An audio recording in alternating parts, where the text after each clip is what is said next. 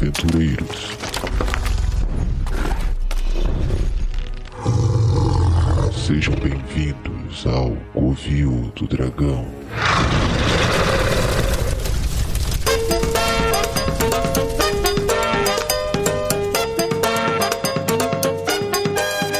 Saudações, invasores de Covil. Aqui é Ed Nascimento, o famigerado Dragão Negro. E hoje, num programa muito especial, aqui comigo, meu amado e inesquecível co-host, o Dragão Sônico, Ricardo. Fala aí, Ricardo. Olá, eu sou o Ricardo, o Dragão Sônico, e estou considerando mudar meu nome pra Dragão Maldição. E você que não ouviu o programa até o final, você não perde por esperar.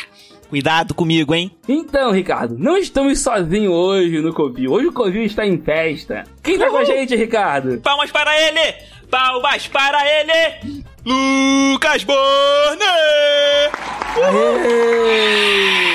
Boa noite, pessoal, tudo bem? Tudo ótimo, Lucas. Lucas, responde pra gente a pergunta mais importante do podcast. Que dragão você é? Eu acho que eu sou um dragão negro. Teremos uma luta nesse Covil. É. Eu tenho uma história de... Quando eu mestrava, uma história com um dragão negro que eu achei muito interessante. Então eu fiquei pensando qual o dragão que eu acho que eu ia gostar. Eu acho que eu ia gostar de ser um dragão negro. Que pra mim, dragão tem que ser vilão. Concordo. Concordo plenamente. Então, hoje temos 2 dragões negros aqui no Covil, mas ele não é famigerado que nem eu.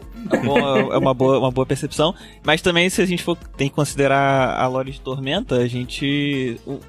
Um deles pode ser o rei e o outro não precisa ser exatamente. Eu tô longe de ser o rei dos dragões negros, é verdade.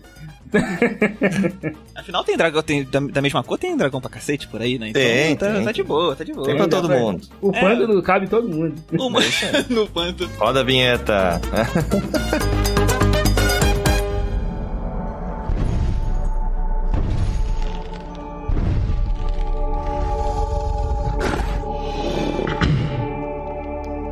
É dado o início, o conclave.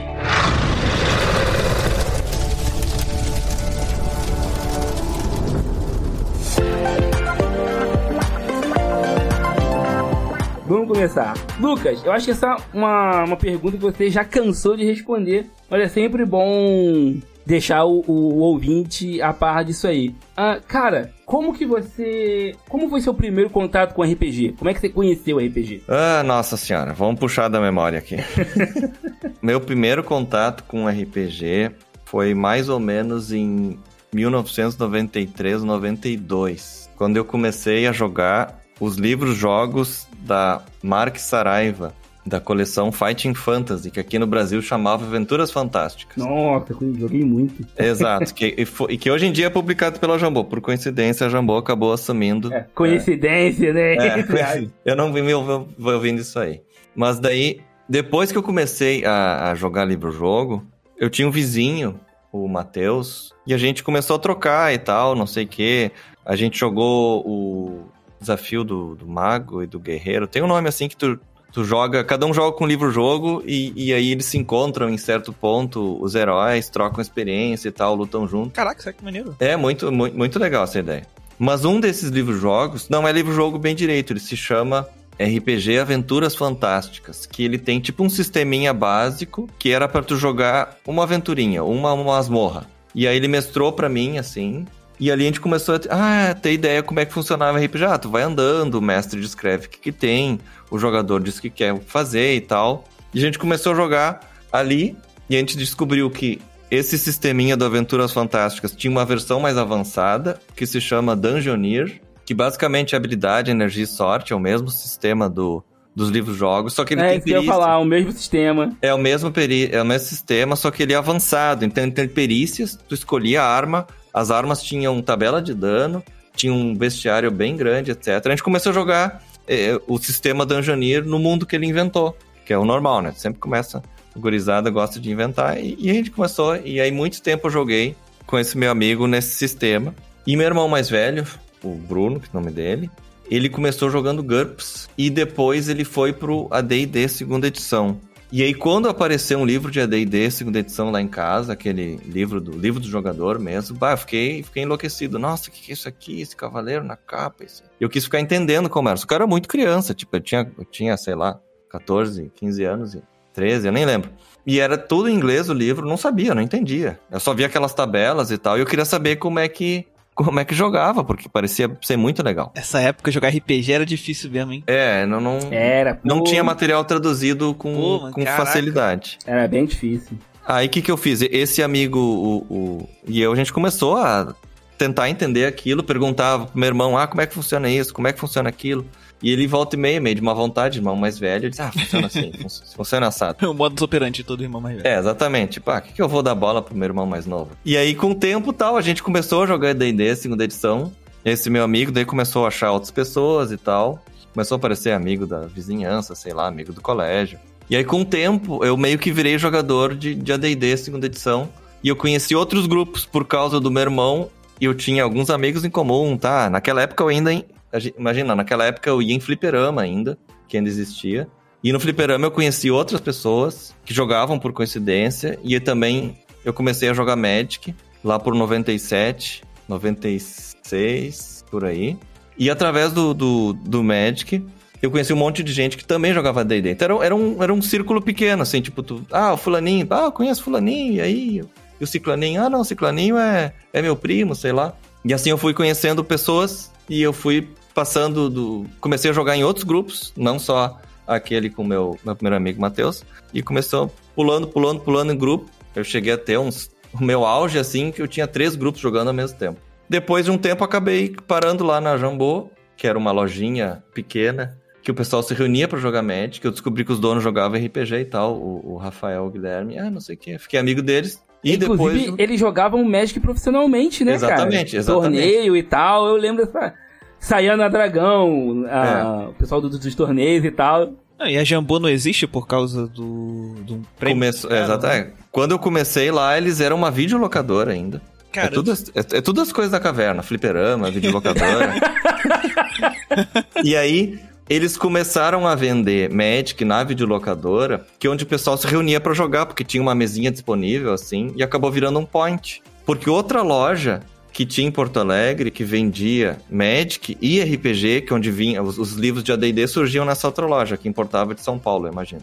E essa outra loja, ela não gostava da turma do Magic, que eles eram muito bagunceiros, muito barulhento. Eles pararam de vender Magic. E aí, o pessoal da Jambô, o Rafael, muito esperto, viu que era uma oportunidade deles começarem a vender Magic. E aí deu um jeito de conseguir e começou a vender carta. Aí, na moral, a gente tem aquele meme do Stonks. Esse foi o movimento menos Stonks dessa loja, hein? Exatamente. Porque, caraca, Magic... Abriu um mercado, né? E aí eu já conheci eles, já jogava, não sei o que. Daí, de repente, não sei o que, vocês jogam RPG. Daí, que legal, não sei o que. Aí, num dia surgiu a oportunidade, eu joguei com eles ainda na segunda edição. Aí depois não deu muito tempo, assim. A gente não começou a jogar direto. A gente ficou um tempo sem jogar, mas a gente sempre jogando Magic, se encontrando, falando sobre videogame e tudo. Aí quando entrou a terceira edição de AD&D, aí eles me chamaram, digamos assim, pra entrar pro grupo. Que era o Rafael, o Guilherme, o Leonel. O Leonel nessa época acho que não tinha chegado. E mais uns outros amigos que são das antigas também. E aí eu comecei a jogar constante com eles. E aí eu joguei terceira edição. E eu acho que foi mais ou menos nessa época que Tormenta chegou na editora. Eles estavam abrindo a editora, foi na terceira ou 13,5. Enfim, daí acabou vindo o Cassaro, o Trevisan. Na terceira edição, com a licença aberta... Era o The Vinci System. Deu muita oportunidade pra galera, né? Cresceu muito o RPG com The Vinci System. A gente tem que tirar o chapéu. Foi uma ideia muito boa dos caras. E acho que foi nessa época, então, que chegou Tormenta. E aí depois eu só segui jogando com eles, assim, tipo... No máximo a gente parava, jogava uma campanha, depois parava, rotacionava o mestre, etc. Então daí eu nunca mais parei.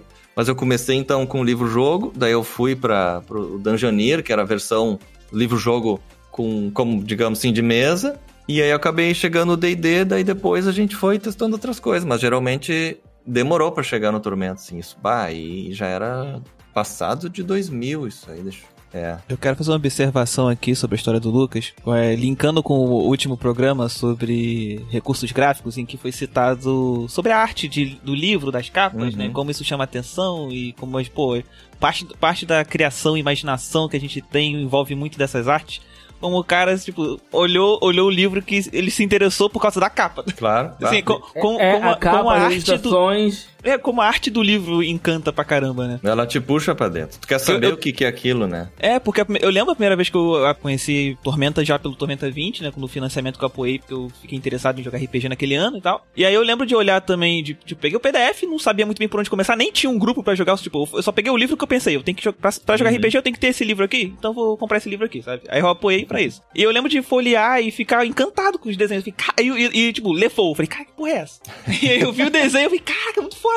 Que coisa estranha. Muito, muito maneiro. Eu tinha ouvido lá o Nerdcast sobre Tormenta, do financiamento, né? O primeiro. E eu já tinha entendido mais ou menos, mas eu não tinha concebido ainda de verdade o que era, sabe? Eu só tinha aquele primeiro contato oficial ali que eu tive. Eu falei, chama muita atenção. Que maneira essa arte ali é do Ichabod. Caraca, velho. Eu nem sabia que era o personagem, entendia merda nenhuma. Sabia que classe que ele era e tal. Só sei que a arte encantou, sabe? E aí tu vê, né? Como isso é importante. O cara se interessou pela capa, pô. Pra você ver como a arte tem essa força, no caso do Lucas, o material tava em inglês, cara. Entendeu? Então, assim, foi puramente a arte, a capa do livro. Pô, isso é... É muito forte, Livro-jogo também. Aquelas capas clássicas, assim, dos livros-jogos da primeira versão...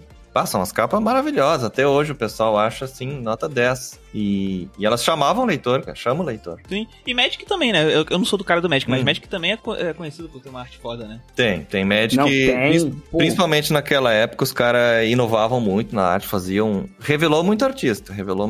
Não, com certeza. Pô, Magic, cara, teve uma época que os caras chegavam e falavam, pô, eles iam nas faculdades de arte. Pô, então, tu não quer desenhar um negócio aqui? Não, te dou tanto. Mas, tipo, trocado.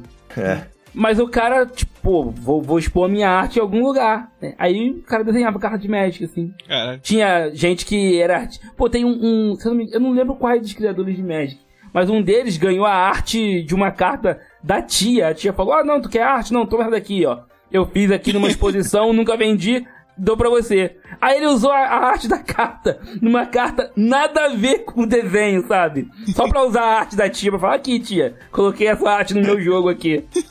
Pô, mas cara, sério, de novo, eu não quero fazer o convidado se sentir velho, desculpa se isso acontecer. Não, mas eu assumo o título, não tem problema. Você narrou que seu contato com o RPG foi antes de eu nascer, bem antes até. Pois não, mas eu tenho consciência disso. E aí é muito maneiro ver como o contato, a forma de entrar em contato com RPG mudou, sabe? Assim, porque mesmo tendo nascido já ali no final dos anos 90 e tudo mais, tendo a infância ali nos anos 2000, eu não tive a sorte de ter um grupo ao meu redor que me apresentou RPG. Eu não conheci. Tipo, passei a infância e quase toda a adolescência sem saber que existia RPG. Então eu só fui conhecer ali com uns 16, 17 anos já. Então assim, aí ver como você dependia muito mais do analógico antigamente e exigia todo esse esforço, pô, de ter que ler o negócio e aprender inglês ali pra poder entender o livro e depender muito mais desse contato físico ali, né, dessa comunidade presencial, né, porque hoje em dia até, como eu falei, eu quis jogar, eu conheci um grupo, conheci uma galera online e até hoje eu não conheci praticamente ninguém pessoalmente. Comunidade, as coisas mudaram. A comunidade ela não é mais local, né, ela é nacional e internacional.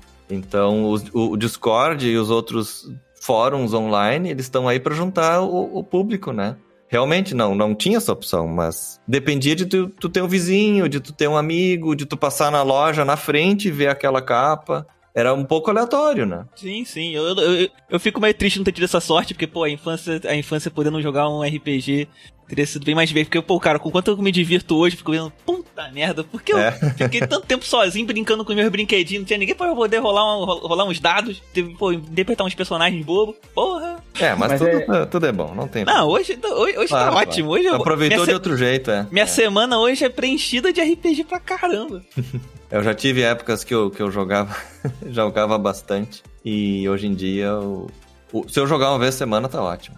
Já tá conseguindo jogar uma vez na semana, tá bom. Não, na vida de adulto, assim, vida de adulto. E a gente só tá conseguindo jogar uma vez na semana que o pessoal se comprometeu. Dia de jogo é dia de jogo, assim. Não marquem coisa em nada. E por enquanto tá dando certo. Ai, que maneiro. Ouviu, Ed? Assim, ó, que as mesas vão pra frente, tá? Porque, né, tem 2 paradas aí, tô comprando aqui. O cara tem 2 mesas. Sexta-feira tem a mesa dele, que eu não marco nada. Faz mais de 1 ano. Não, mas em minha defesa, quando eu consigo marcar, aí a galera também não pode. Não é só eu. É a vida adulta que tá prejudicando o RPG. Caraca. É, a vida adulta. Poxa, a mesa é incrível e a gente tá sem jogar meses. Não, incrível nada, ficou uma loucura.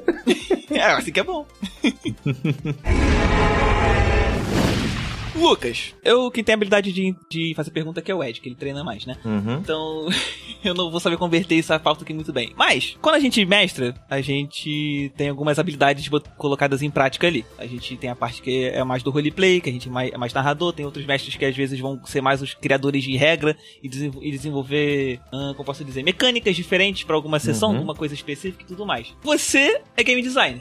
Como exatamente você desenvolveu isso? Assim, foi desde sempre você teve mais esse lado, porque você também é romancista, e aí você, como mestre, você desde o início gostava de mestrar e ficava desenvolvendo regras diferentes, já adaptando coisas, dividia bem, às vezes um momento bem narrativo, outros momentos mais de regra pesada, combates e coisas variadas. Como desenvolveu esse lado do game designer e também, né, o lado do escritor? Tá, eu acho que eu dei muita sorte de desde cedo ter uns grupos muito chatos de regras. Assim, desde cedo, os grupos que eu sempre me encontrava eram grupos que davam muito peso para as regras. Digamos assim, se é assim, é assim. E se não vai ser assim, bom, daí todo mundo tem que concordar e a gente meio que tem que mudar oficialmente. Então, eu acho que essa parte do game design começou cedo. Quando, assim, o primeiro amigo, aquele que eu tive, o Matheus, que a gente jogou por muito tempo, ele criou o mundo dele, ele pegava as coisas do livro e ia acrescentando, tipo, não sei o que, as classes, e eu vou criar essa classe do meu mundo. E que essa classe do meu mundo é um ninja espacial. Daí o cara inventava umas regras ali e a gente fazia junto, sabe? O que um ninja espacial pode ter? Pode ter isso, isso e aquilo. Daí a gente olhava as outras classes como referência, mais ou menos, e a gente fazia isso para equipamento, para magia, etc. E aí, que maneiro. Sempre fez parte, então, né? Seria coisa nova. Né? Exatamente. A gente, já que o mundo especial dele tinha coisas que não tinha nos outros mundos, vamos fazer.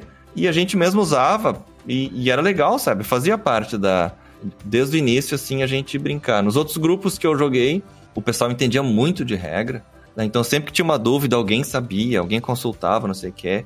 E isso a gente sempre estava testando as regras para ver se era aquilo mesmo. O pessoal era bem cri-cri e eu acho que isso ajudou a definir, assim, o peso das regras, sabe?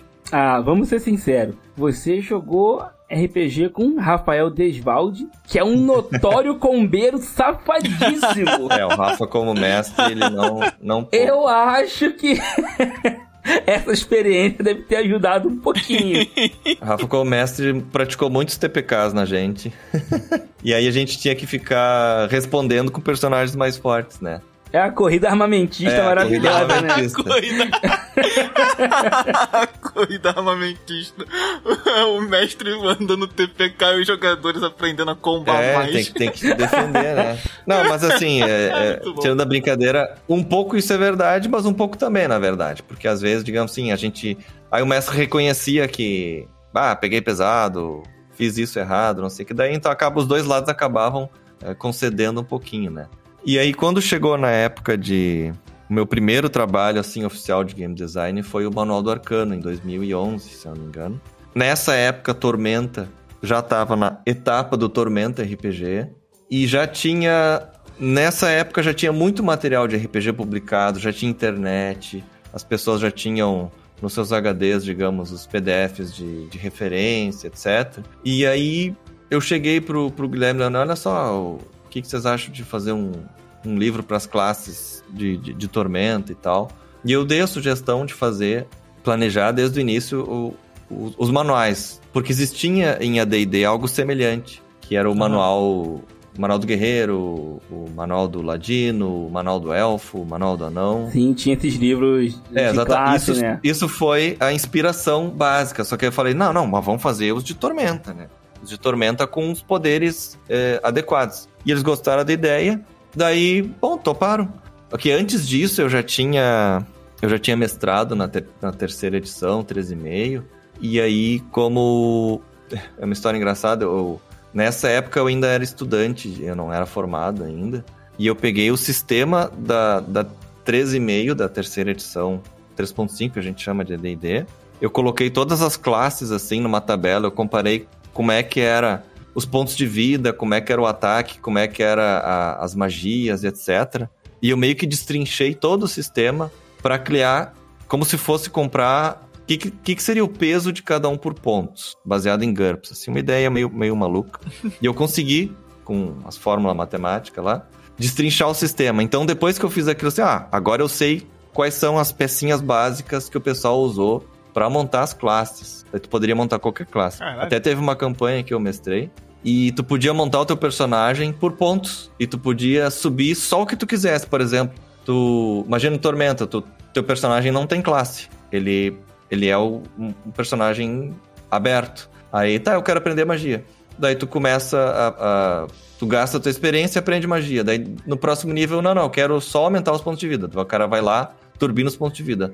Aí, próximo nível, agora eu quero aprender a lutar. E assim vai, tu podia ficar... Era um personagem livre, sabe? Uhum. Você fez uma mega de uma tabela de Excel. Nada, ele desvendou a Matrix, cara. Pô, então Caraca. Na verdade, o que eu fiz foi transformar os valores das classes que eu fiz numa tabela, eu transformei num sistema linear, que é basicamente um monte de variáveis, e tu coloca... E na época eu tinha uma HP 49, que era uma calculadora científica. Eu botei a tabela na calculadora e ela resolveu pra mim. Caramba. Eu tinha aprendido a fazer isso na faculdade, né?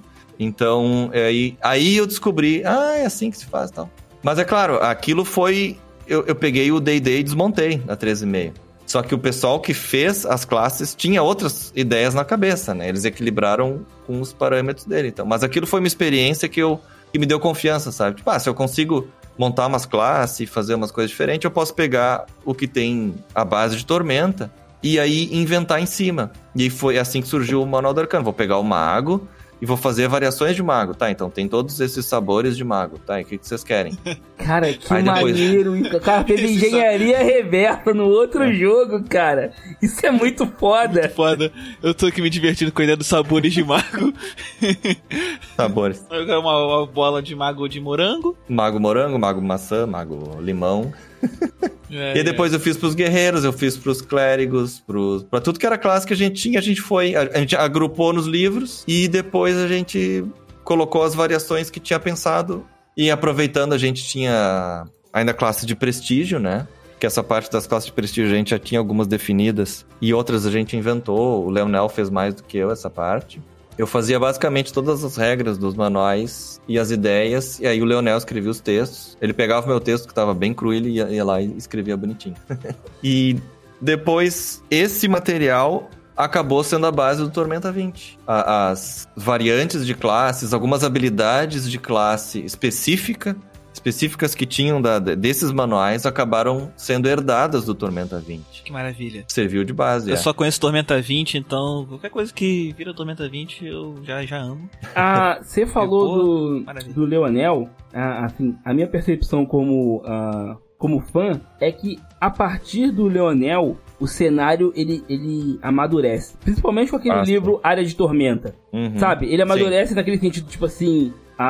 ele fica um pouco mais pesado. Ele fica pesado e ele ganha muita personalidade. E ganha personalidade. E eu sinto que no seu material também tem muito disso. Sabe? Tem aquela coisa de Tormenta, né? Mais colorido, né? Com piada e tal. Mas tem aquela parte ali, sabe? Mais sóbria, mais pesada. Como é que você trabalha isso, cara? Nos romances ou nas regras, assim? Eu sinto isso tanto nos romances como nos manuais. O Manual do Malandro, o Manual do Arcano. Tem uma coisa ou outra, assim, que muda o clima, sabe? Sim, é mais sério, digamos. É, mais sério. O nosso estilo de jogo, na verdade, em todos os grupos que eu tive, praticamente, assim, com raras exceções, nosso estilo de jogo, assim, é bem Dark Fantasy.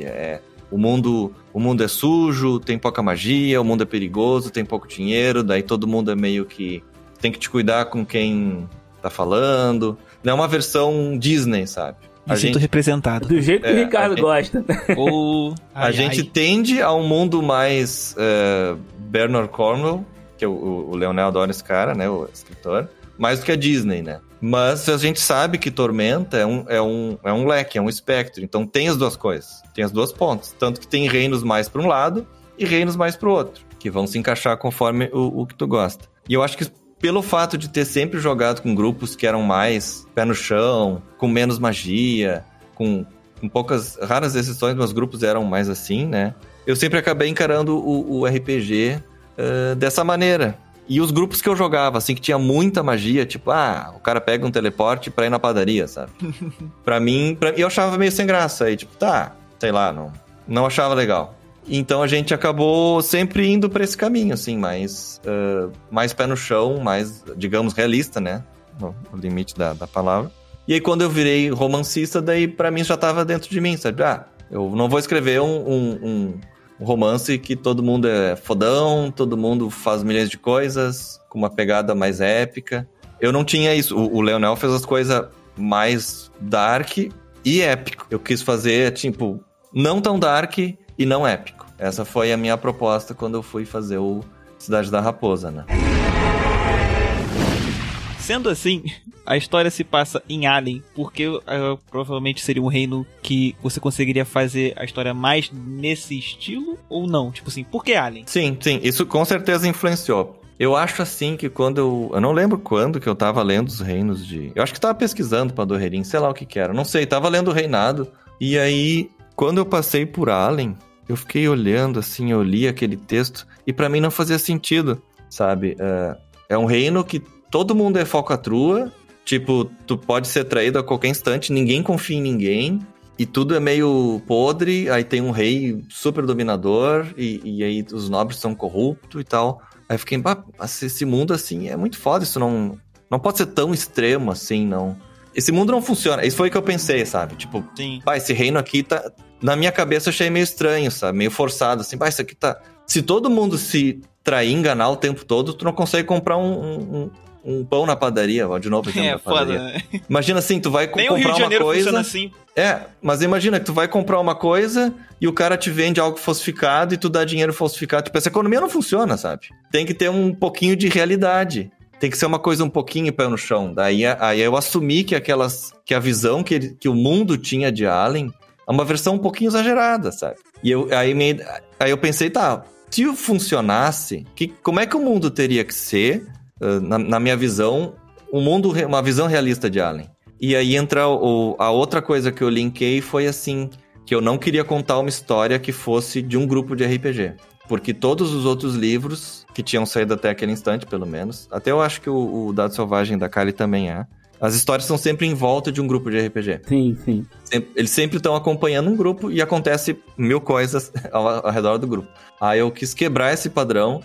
Vou contar uma cidade, tipo, a história de umas pessoas numa cidade.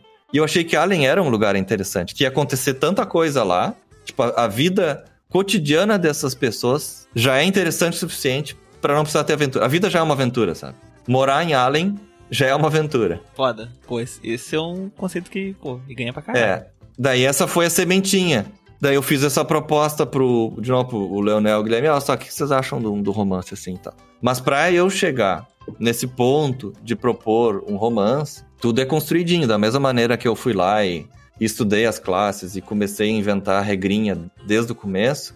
Antes de chegar no romance, eu já tinha escrito alguns contos. Em especial o do Crônicas de Tormenta, volume 2, que tanto a Karen quanto o Guilherme, todo mundo gostou, digamos assim. Isso me deu uma confiança, sabe? O pessoal leu e gostou. E antes de fazer esse conto, eu fiz um curso de escrita criativa e estudei alguns livros, assim, pra não chegar, tipo, de curioso. Ah, claro. Pra se mostrar preparado, né? Exatamente. A minha lógica foi assim, se eu quero escrever algo, bom, vamos estudar, né? Não vou simplesmente chegar, baixar a cabeça e escrever, daí vou estar queimando meu tempo. Isso aí é o conselho pra quem quer começar a ser escritor, né? Você nunca vai começar escrevendo um único livro que vai ser incrível e nunca é assim, né? Nunca é tão simples. É tudo pedrinhas, é tudo incremental. Tu começa devagarinho e vai construindo conhecimento. Mas isso é tudo na vida, né? Sim, exatamente. Então eu fiz um curso de escrita, daí fui lá, fiz alguns contos dentro desse curso, daí depois eu fiz um conto pra Tormenta, daí o pessoal gostou e tal. E aí eu fiz essa proposta do romance, eles aceitaram, daí eu comecei a escrever o romance, daí eu também continuava lendo, estudando enquanto isso. Eu também sabia que ele ia ser revisado pelo pessoal ali, né, os criadores, então tá tranquilo, né? Tipo, não vão deixar eu fazer nenhuma barbaridade também.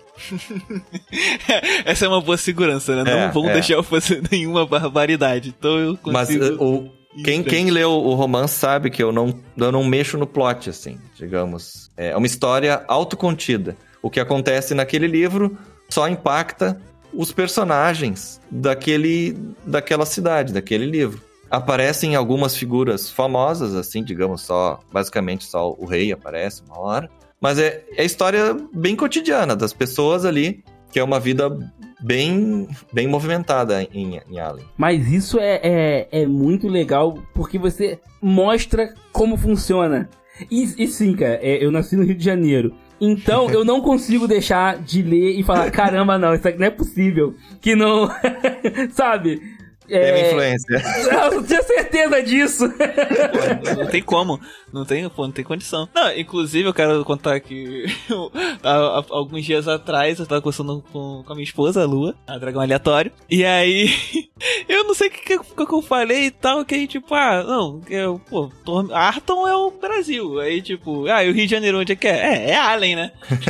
E aí, ela é de São Paulo? Ela é de São Paulo. São Paulo é fácil, é a Tormenta. Aí antes dela ficar puta comigo por mais tempo, não, calma. Até que acho que São Paulo fica mais pra Derreon, porque Valcária, São Paulo, Metrópole, encaixa, tá? Não fica tão brava. Foi só uma piada, mas a poluição e a tormenta talvez se assemelhem. Mas com certeza Allen é o Rio. Assim, segundo o fim dos tempos, em Valcária tem um elemental da poluição. Então, é São Paulo. Mas assim... Essa parte quando você chegou e falou um lugar onde todo mundo passa a perna em todo mundo, não tem como funcionar, eu falei, não, ele se baseou um pouquinho no Rio de Janeiro. Teve uma inspiração. Mas não é assim, claro, eu não tô chamando as pessoas do Rio de desonesto, pelo contrário, eu adoro Rio de Janeiro, mas assim, funciona, sabe? Tudo funciona no... Sim. Não, mas assim, quando você falou que muito do que acontece ali é a visão das outras pessoas a respeito daquele reino, daquele povo, é muito assim com o Rio de Janeiro também. Sabe, as pessoas acham que, nossa, o Rio de Janeiro é um lugar muito terrível, lá todo mundo vai te enganar, lá todo mundo, sabe? E não é desse jeito. Isso é muito legal, o romance é muito legal. O estereótipo sempre pega um pequeno traço e exagera ele, generaliza pra... Como se fosse pra todo mundo, então, tipo, funciona. Aí beleza, você resumir no Atos, de repente você pode resumir ali e tal, alguns traços da cultura local, mas se você vai escrever uma história pra aprofundar, você vai mostrar como funciona de fato. Claro, na minha visão, como é que seria E como os outros autores foram lá e deram ok, tá valendo, então. Porque assim, caraca, você não pode confiar nem no teu pai, nem na tua mãe. Você não pode confiar no teu amiguinho que você conhece a infância inteira. Caraca, como é que cidade é essa? Então ninguém dorme, meu irmão. Ninguém dorme. Essa cidade todo mundo é zumbi. Ninguém dorme porque, pô, caraca, qualquer um tá não pode dormir que vão roubar teu pão de manhã. Pô, velho. Não, mas assim, eu confesso que quando eu era mais jovem, eu tinha um preconceito com o Rio de Janeiro, porque eu achava que... pelo que tu via na TV, né? Porque, acontece. Então, desde a primeira vez que eu fui na Bienal, no Rio de Janeiro, eu sempre tento fazer o máximo de turismo e conhecer os lugares, os bairros. E eu gosto bastante do Rio de Janeiro. Eu posso dizer que eu conheço um pouquinho já, que eu faço meu turismo a pé. Então eu vou lá pro centro, eu vou pros bairros e começo a andar. E tu aprende muito sobre as pessoas, os lugares, eu acho muito interessante. Tu tem que desfazer os teus preconceitos, né? Como nativo do Rio de Janeiro, você não sabe Como é lisonjeiro ouvir isso, cara. De verdade. Cara, eu fiquei hospedado no Largo do Machado na última vez e gostei muito ali daquela região, sabe? Achei bem acessível o caminho pro centro, ali pro Flamengo. Pra mim, aquela foi a região... Outra vez eu tinha ficado perto da Bienal, né? Quando a gente vai pra Bienal, a gente se hospeda perto. E praticamente só eu vou pra Zona Sul e vou pro centro e fazer turismo. Como então eu tento explorar bastante. O Rio de Janeiro é um estado pequeno em comparação com os outros, então fazer o turismo a pé é mais fácil, né? É tudo pertinho, assim. Dá pra você rodar e ver bastante coisa mesmo a pé. Eu pegava o metrô e ia pra Zona Central lá. E aí ficava andando. E que visual, em São Paulo não tem isso. Inclusive, já que eu já citei minha esposa aqui, que tá acompanhando a gravação, ela também no último domingo aí, a gente tava indo na feira e do nada, assim, os dois caras estavam ali guardando o carro, começaram a meio que discutir. Só que assim, pra mim, são só pessoas conversando alto, como é comum. Uhum. Pra ela já ficou meio, né? Caraca, o que é isso? E os caras meio, não sei o que lá, aí acabou, simplesmente. Aí ela, pô, foi só isso. Eu falei, pô, tu esperava o quê? Os caras só sacassem uma arma? Que isso? Pô, também não é assim, né? Não é assim, né? Tudo bem que os caras estão gritando ali, mas gritar é a maior parte do que as pessoas fazem aqui mesmo. Não quer dizer que não é exatamente alemão que também parece que os caras estão brigando quando fala, sabe? Faz parte. Aí, pô, mas a pessoa que vem de fora, que não tá tão habituada, acontece. O estereótipo é isso, acontece. É compreensível, assim, o carioca às vezes não se ajuda, as notícias também às vezes não se ajudam. Então, assim, eu acho que uma grande experiência pra quem tá no Rio de Janeiro é viajar de trem. Porque viajando de trem pode acontecer qualquer coisa. Você pode, desde comprar a borrachinha da panela de pressão que você tá querendo comprar há um tempão... comprar um pendrive novo de 64 GB que só tem 8. Ou estar numa festa de aniversário. Aquelas pessoas que viajam no mesmo vagão ali todo dia e decidem comemorar o aniversário de alguém dentro do trem. E um monte de bexiga enfeitando tudo. E tem bolo. E todo mundo come bolo. É isso aí, família. Eu quero dizer que o pendrive também pode vir com músicas, porque também tem uns caras que vendem pendrive com geralmente mais de 1000 músicas. Vem com música. Vem com... Sucessos gospel. Cara, aí é do 880. Ou são os sucessos gospel, ou é o pancadão sinistro número 17. Também. Aí é uma caixinha de surpresa. Esse é mais honesto do que o pendrive de 64 que vem 8, né? Pelo menos o cara fala que vem coisa. Pra equilibrar agora, eu vou elogiar São Paulo um pouco, então, pra deixar ela feliz. Eu vou cortar essa parte da Doc. Vai cortar. Não, mas assim, eu também... Porque tem Bienal no Rio e Bienal em São Paulo, né? Então, eu tento ir nas duas, que aí eu vou pro evento, e aí o tempo que não tá no evento, eu, de novo, faço turismo. O turismo em São Paulo é diferente, né? Tu vai pra outros lugares, etc. Tudo. Mas também eu tento pegar ônibus, pegar metrô... E conhecer os lugares dos dois. São Paulo também tem muita coisa legal. Especial Liberdade, né? Eu tenho que admitir que o metrô de São Paulo tem muita coisa. A Liberdade é divertidíssimo, cara. A Liberdade é um lugar único. Não tem lugar assim... Nem no Japão tem. Nem no Japão. E São Paulo é completamente o oposto do Rio. Eu tive no versão offline e fui aproveitar pra visitar um amigo nosso, o Hugo. Aí eu olhei... Guarulhos. Não deve ser tão longe. Foi 2 horas dentro do metrô. É outro município, E assim, é longe pra caramba, cara. É muito grande, né? Muito grande. Rio e São Paulo são muito grandes, Assim, Porto Alegre, eu vou dizer que pro sul do país é a maior região. Tipo, ela ganha não, Paraná não sei dizer. Mas assim, ela ganha de Santa Catarina. E é uma região metropolitana que ela liga várias cidades. Ela tem... Porto Alegre tá no centro, daí tem... umas cidades que vão subindo a serra lá e tal. E é uma região metropolitana bem grande, mas comparada com o Rio, São Paulo, é muito, muito grande. É impressionante. Isso é bom, né? É que tu vai lá e faz um monte de coisa, né? Eu sempre tenho coisa pra ver, tanto quanto no Rio quanto em São Paulo, eu tenho um Google Maps, assim, que eu marco os pontos interessantes quando eu vejo uma notícia sobre aquilo, né? Ou alguém comenta. E tanto as duas cidades tem muita coisa marcada pra eu visitar. Então, a próxima Bienal que eu for no Rio, ano que vem, já vou aproveitar e ver mais algumas coisinhas. Já vou tá lá, e dependendo da data, vou te convidar a conhecer o Museu de Ciências e Astronomia que tem lá em São Cristóvão. Que é um museu pouco visitado e ele é incrível. É muito legal aquilo lá. É um passeio, assim, fora de série. E dali já cai na feira de tradições nordestinas pra comer o melhor almoço e o mais barato que você já pagou na sua vida. Ó, vambora. Eu topo esse programa, eu gosto de fazer isso. Beleza. E assim, aproveitando que a gente tá falando de Alien, tá falando de Arton, cara, conta pra mim, cara. Eu tô querendo saber isso há muito tempo. O que você fez em Doerim, cara? Virou tudo de perna pro ar. Assim, eu fiquei lendo aquilo tudo. E assim, é engraçado falar isso, mas a história ficou de um jeito... É muito realista. Você consegue ler aquilo e imaginar acontecendo num país de verdade. Ficou muito maneiro, ficou muito doido. Então, obrigado. Como é que veio essa coisa, cara, das guildas tomarem conta e ter greve geral e as pessoas começarem a ficar preocupadas? Nossa, cara, é muito... Tem sei lá, é um pouco de Revolução Russa, né? Me lembra um pouco. Cara, é incrível aquilo ali. De onde veio isso tudo? Bom, de novo, tudo vem pedrinha por pedrinha. Essa parte de Doherim, quando eu soube que eles iam fazer o Atlas... Pedrinha por pedrinha, eu peguei esse trocadilho aí. Quando eu soube que eles iam fazer o Atlas, aí... Não lembro se foi o Leonel ou o Guilherme que falou comigo. O Cassaro e tal. A gente... Bom, não tem como alguém escrever todo o livro. Então a gente vai dividir, vamos lotear, fazer o loteamento dos reinos, né? E aí, como eu já tava na época escrevendo romance, eu disse, não, Alien é comigo. Porque eu já escrevi um monte de coisa de Alien e eu já tinha feito uma pesquisa bem profunda, o máximo que tinha como se aprofundar em Alien. Então, assim, Alien, deixa comigo. E Doherim também, por quê?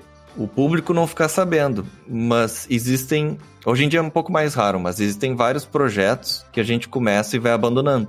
Tipo, tu começa a fazer e, de repente, aquela ideia ou não tá muito boa... Ou o timing para a publicação do suplemento não é bom, ou de repente, sei lá, troca o sistema e aí não vale a pena fazer. Enfim. Tanta gente criativa junto, né? Tipo, todo mundo tentando ideia, tu vai exatamente. Às vezes, vários projetos tem que analisar. Não vão pra frente. Um deles que não foi pra frente foi um suplemento de Doherim. E Ed. Igual... Calma aí, não se desespera. Vai ter um treco aí. Um suplemento pra Doherim igual a Império de Jade. Porque Império de Jade... Não acredito! O cara vai ter um treco. Como que ele não saiu? Ele simplesmente pegou uma região isolada do mundo e fez um conjunto de regras próprias e descreveu aquela região o máximo que dava. Ele ficou um suplemento que tu pode jogar sozinho. E isso no Tormenta RPG, eu vim com essa ideia pro pessoal, vamos fazer isso de Doherim também, porque aquele mestre, que tudo a gente volta, aquele primeiro mestre que eu joguei, o Matheus, ele era, por alguma razão, ele gostava muito de anão.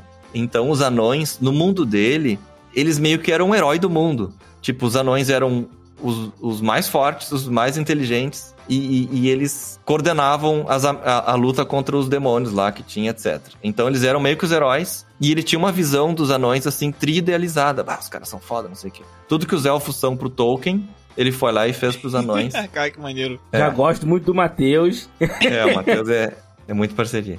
Daí, eu vim com essa ideia, tipo, e sempre que eu vejo na mídia, tipo, o Senhor dos Anéis, ou não sei o quê. É raro, assim, não tem seriado muito, que tem muito anão, etc. Eles são mais desfavorecidos que elfo, né? Então, sempre que eu vejo, é uma visão meio, eles são alívio cômico, ou não fazem nada, não sei o quê. Uma visão, eles são meio patéticos. Tem pouco de especial, né? Exatamente. Não tem muito holofote. Aí eu falei, não. Em Tormenta, eles vão ser foda. Então... E aí, quando eu comecei a escrever esse suplemento, na verdade, foi lá pelo fim de Tormenta RPG, que eu comecei a esboçar isso aí. Eu comecei a escrever, foi antes do Tormenta 20, E eu fui detalhando o máximo que eu podia do Doherim. Eu peguei tudo que tinha sido escrito no Reinado, li tudo, comecei a refazer o mapa, detalhar o que tem em cada lugar, cada cidade, não sei o que. E eu tentei criar uma história própria, que naquela época não estava em 1420, na era atual. E eu criei essa história que acabou indo pro Atlas. Que maneiro! Eu já tinha isso pronto quando o Atlas chegou. Então, eu só adaptei as coisas que eu mandei, porque, claro, que as minhas ideias todas não é assim, a minha ideia tá pronta. Não, aí eu mando lá e os criadores, que eu não sou criador, eu sou co-criador, eles vão lá e dizem, não, isso aqui pode ser, isso aqui não, isso aqui não, isso aqui sim, isso aqui não. Então eu mandei e a gente adaptou, fez e acabou virando a história oficial, já que acabou indo pro Atlas. Daí quando foi pro Atlas virou sacramentado, né? Daí agora, a partir dali, é o que vale. Então, na prática, eu já tinha mais ou menos pronto. Quando saiu o Atlas, se eu não me engano, eu tinha 70 páginas já desse suplemento pronto. É bastante coisa. Pô, eu fui escrevendo. Ficou muito legal. Não acredito que poderia ter tido um jogo só de Doerin, cara. Não acredito nisso. O meu trabalho nesse reino foi fácil. Eu simplesmente fui cortando conteúdo. Porque eu tinha tanta coisa escrita que eu só... quanto é que eu preciso? Eu preciso ter 10 páginas. Eu tinha 70, tá, então vou pegar vou tirando o suco, sabe? Só peguei as partes que interessavam. Sim. Foi fácil, na verdade. Pô, então. Ed, e aí? Eu tenho uma pergunta. Eu não sei nem se você pode contar. Mas lá atrás, né, no início do Tormenta, quando falava de Doerin, não tinha tanto material. Mas dizia que a população era 100% anã e que tinha um cara lá que tava preso e ele não falava. Eu acho que tinha a língua cortada ou algo assim. Isso lá no tempo do reinado. Isso. Você sabe quem é esse cara, mano? E o que ele fez? Eu não sei, tem que perguntar pro Trevisão Caçaro. E é possível que eles tenham esquecido.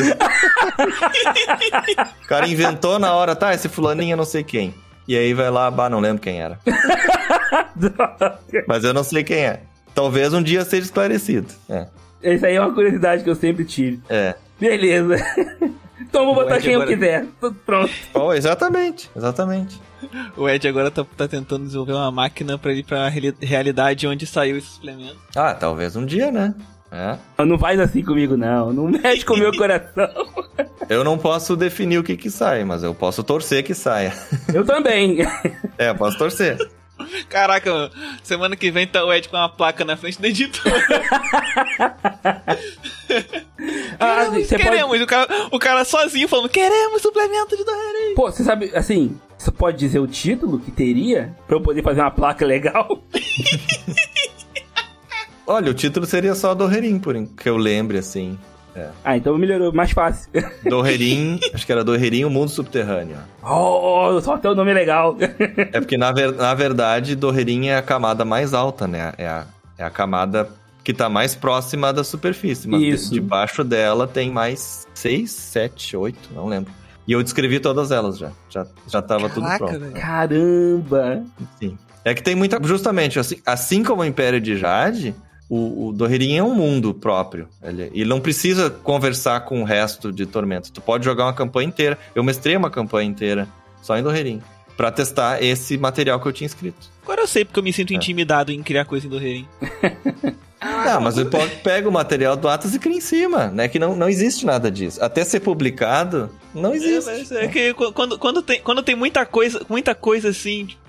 principalmente coisas que eu não tô tão habituado, como o mundo dos anões, foi coisa que mesmo como jogador, como eu jogo há pouco tempo, eu vi pouco, então eu não tô nem tão familiarizado assim com essa parte do universo, sabe? E aí eu lendo o Atlas, eu falei, caraca, cara, é muita coisa diferente, assim, eu falei, caraca, não, tá, por enquanto não...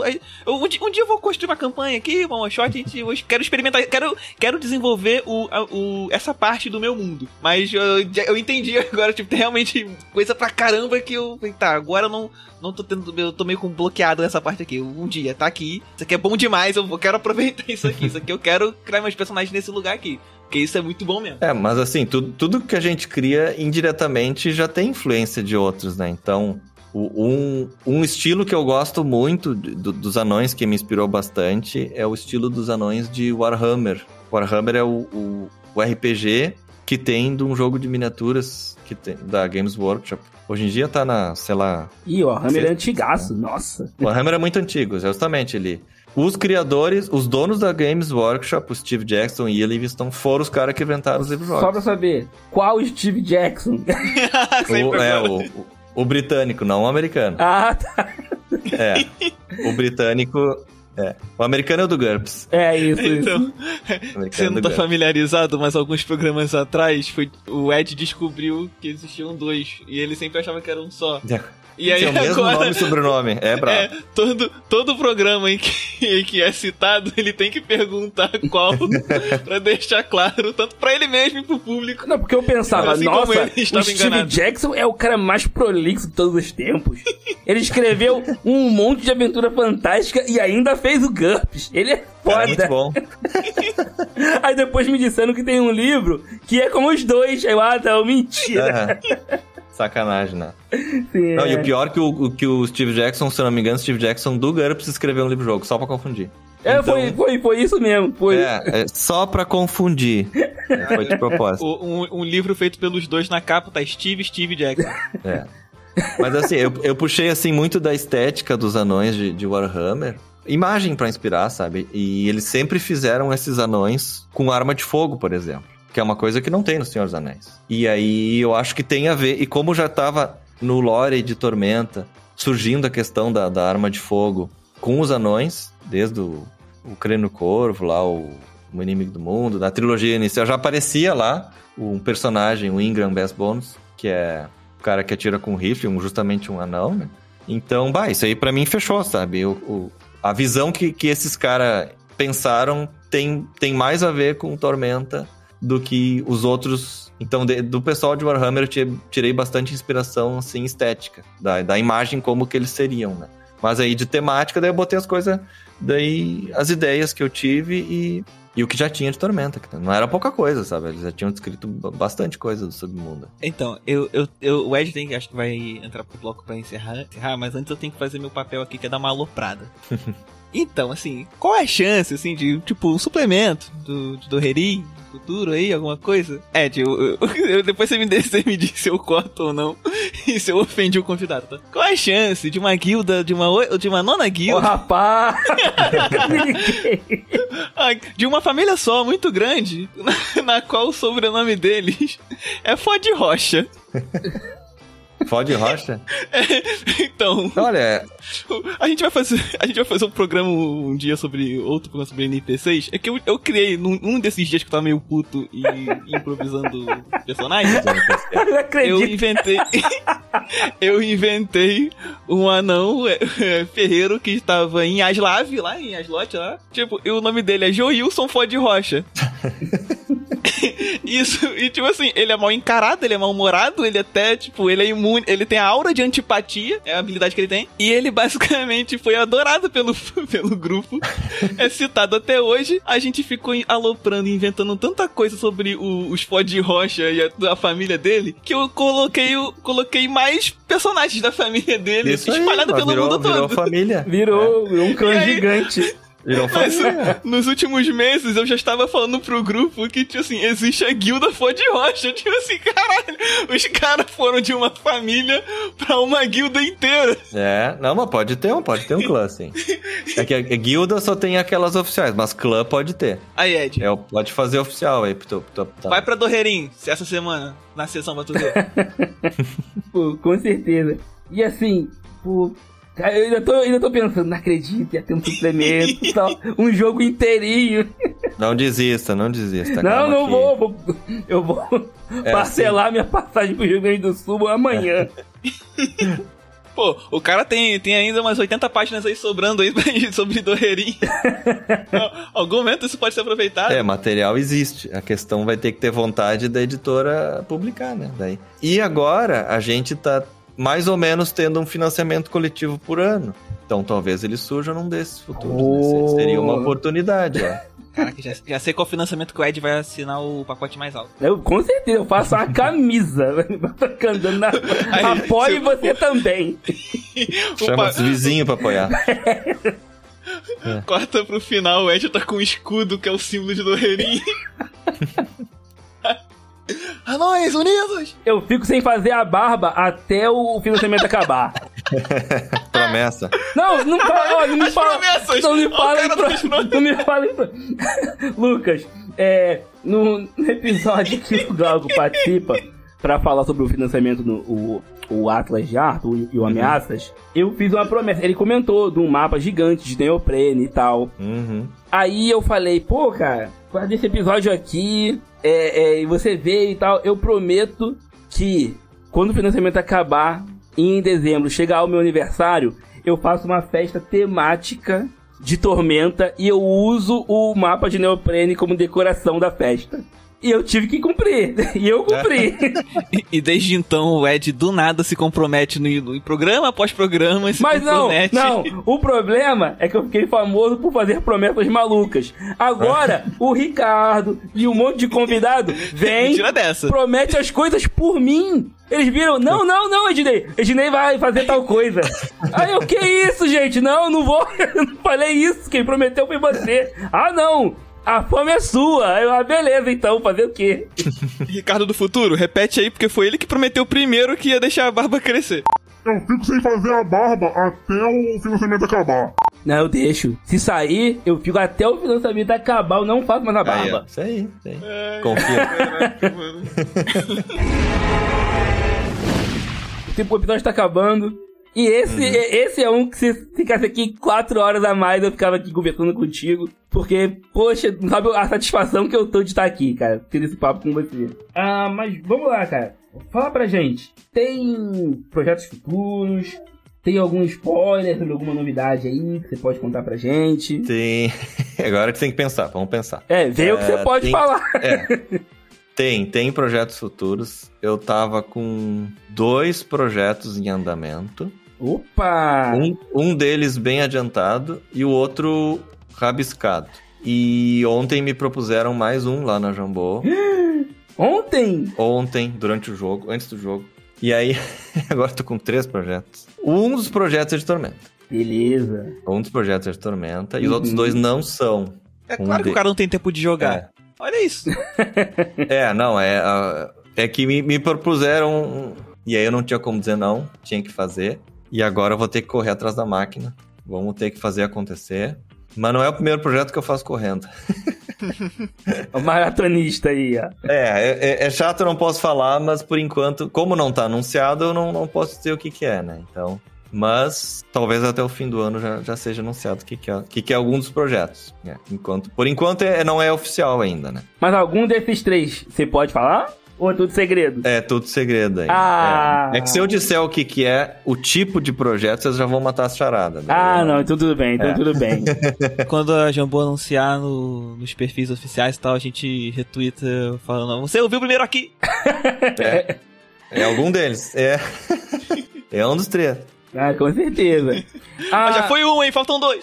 No Heróis, no Deuses e Heróis, tem coisa sua? Tem material teu? Não, nesse por acaso não. Eu já tinha começado coisas antes do financiamento, então achei melhor não entrar aí, que ia ficar muito ficar muita coisa, né? Muito sobrecarregado, então não... O cara joga uma vez por semana, pô. Deixa o cara continuar jogando uma vez por semana. É verdade. Não dá pra abrir mão do joguinho. Só pra saber, é uma vez por semana? É Tormenta? Sim. Essa campanha, eu até já coloquei no meu Instagram. Eu tô jogando com o grupo, no nosso grupo padrão. Eu, o Guilherme, o Rafael, o Leonel, e o André e o Márcio, que são... Não são autores, mas são do nosso grupo antigo, né? E é uma campanha de Tormenta.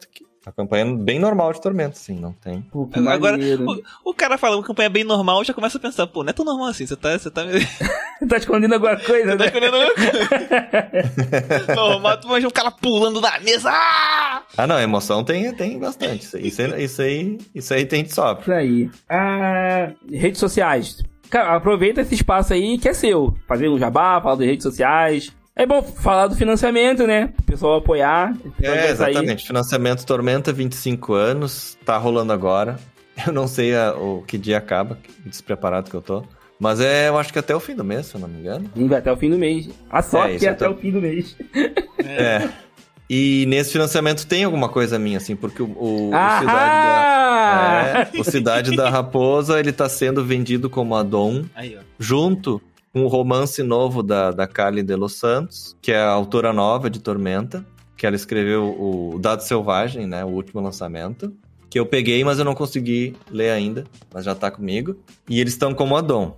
Então esse é o Tormenta 25 anos. Ai, que legal, que maneiro. As minhas redes sociais é @lucasborne81. É o Instagram e o Twitter. Acho que as outras eu uso menos daí, mas se me procurar eu tô lá. É isso aí. Agora sim, vamos finalizar o episódio. Cara, te agradecer por estar aqui conversando com a gente e muito obrigado por apoiar o projeto que é pequeno, mas a perspectiva é ver ficar maior e, cara, eu tô realmente feliz de estar aqui contigo e eu tô ligeiramente emocionado já. Feliz demais de estar aqui. Obrigado. Eu valeu pelo convite, assim, é uma honra estar aqui também, vocês estão trabalhando, né, e tem que valorizar o pessoal da comunidade, não adianta ficar só dizendo no lançamento, vocês da comunidade são muito importante, e aí vai lá e ignora, sabe? Eu acho não, tem que comparecer também. Então, tô aqui. Inclusive, um amigo nosso, o Patrick, que joga RPG com a gente, me mandou uma mensagem aqui, falou pra eu te mandar um abraço e que ele adorou o seu livro. Obrigado, que bom. Que bom. Eu fico feliz toda vez que alguém diz que gostou do livro, eu fico feliz. O livro é bom demais. Comprei e o livro é muito bom. Nossa. Bom, valeu. Vale a pena. Eu já boto o link aqui no... Claro, pô. Direto do livro na editora, que tá bom demais. É isso. Então, as redes sociais do Covil é @Covil do Dragão, tanto no Twitter quanto no Instagram. E... putz, tem que acabar, né? Não acredito. Tem que acabar, mas aqui, você... bem ouvinte, Dragão Maldição chegou. Você que chegou até aqui e não seguiu a gente na rede social. Você que nem sequer clicou no link de Cidade da Raposa. Tem uma notícia pra você. Vai pegar um resfriado. Se você não fizer isso, se você não der 5 estrelas no Spotify pra gente, você vai pegar um resfriado essa semana brabo. Todo catarro. Vai tossindo. Botar os bofe pra fora. Já falei, pra quem tem gato, cachorro. Se você não for lá, der um comentário no recurso do Spotify. Comentário, tem ali. Você pode ir. É tranquilo. Não precisa ouvir no Spotify se você não gosta. Mas vai lá. Porque se você que tem gato e cachorro não fizer isso, seu gato vai dar uma cagada em cima da sua cama e seu cachorro vai cagar na sua mesa. Você vai chegar pra tomar o café da manhã, acordar, aquele bafo, vai ter um toletão bonito.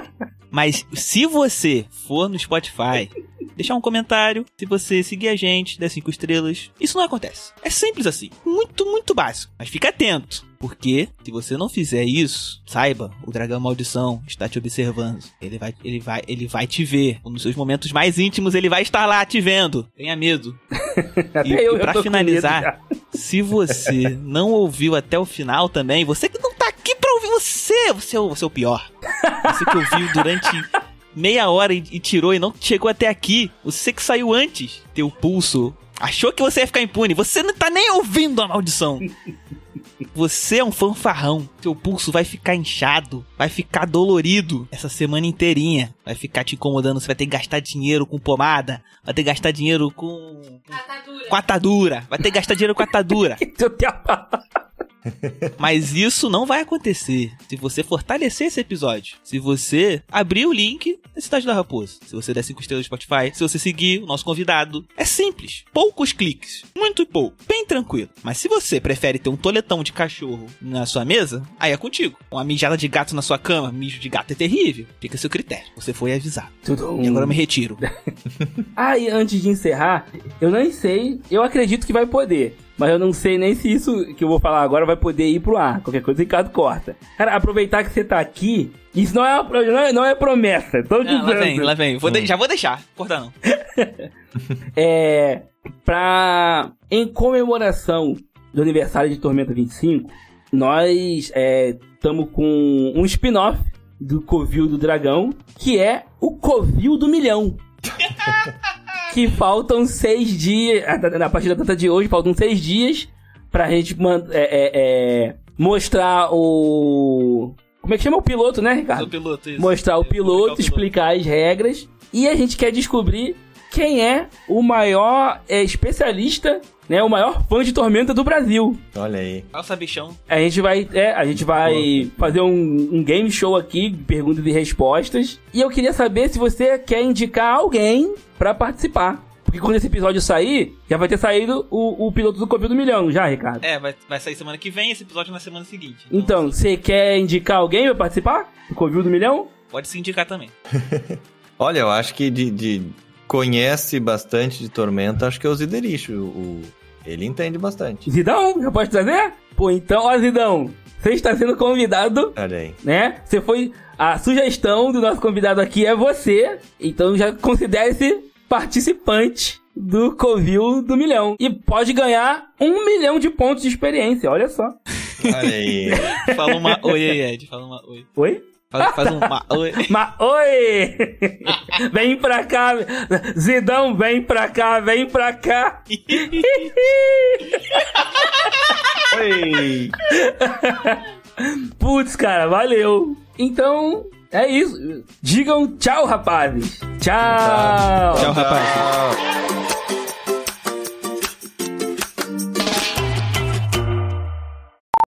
Mensagem pro Ricardo editor, essa hora de inserir o áudio aquele áudio carioca do cara dizendo: e que visual, São Paulo não tem isso.